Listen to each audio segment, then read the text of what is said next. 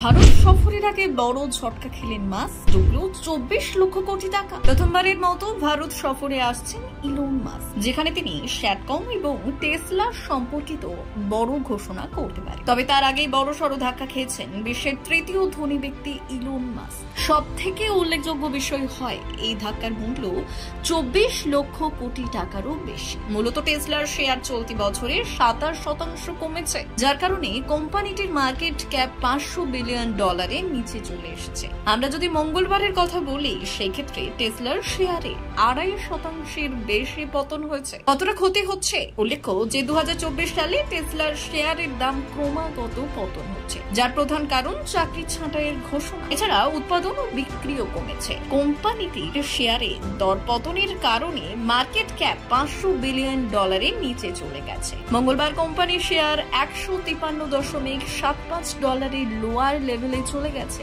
এদিকে বাজার বন্ধ হওয়ার সময় ওই কোম্পানির শেয়ারের দাম 2.7% কমে $157.11 ছিল। এবছর এখনো পর্যন্ত টেসলার শেয়ার 37% কমেছে।